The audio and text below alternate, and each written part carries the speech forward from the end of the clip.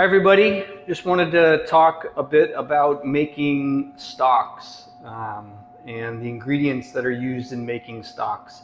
I'll make another video with some of the process part.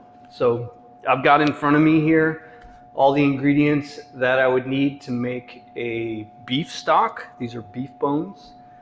So one thing that's going to be in common with all stocks is that they'll have some type of bones that are used to add flavor and to yield gelatin in them. The one exception to that is vegetable stock, which really is not a stock. It's more of a flavored broth, essentially from all the vegetables, but it's oftentimes just referred to as a stock. So I'm going to explain what the ingredients are and kind of what their role plays in the stock, and maybe describe the method a little bit, and then again I'll make another video where we talk about process.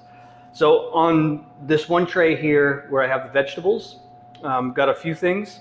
So one, I've got the traditional mirepoix, which is onions, carrots, and celery.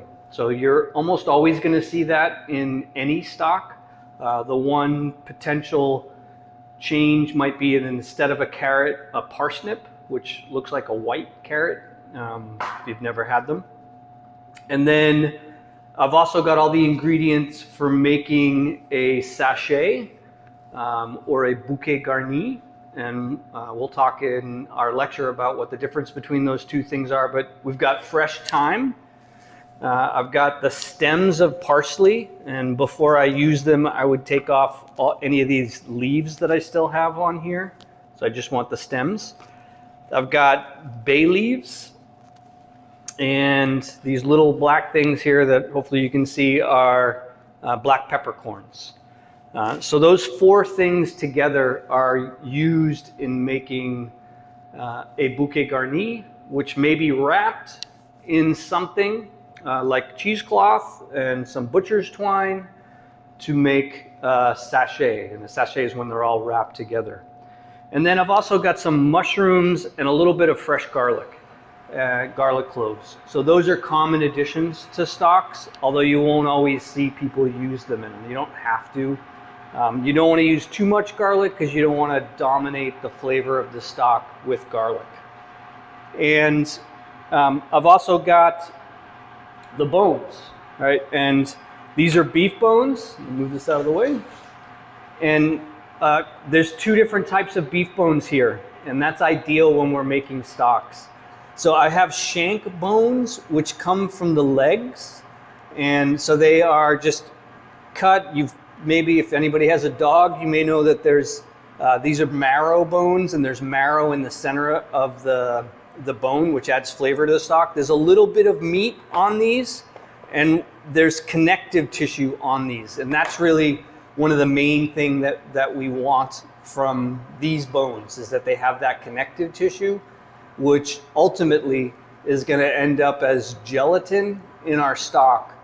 So when we have connective tissue and we cook it in a liquid, and so connective tissue plus water plus heat, you'll end up with gelatin, and that's where gelatin comes from.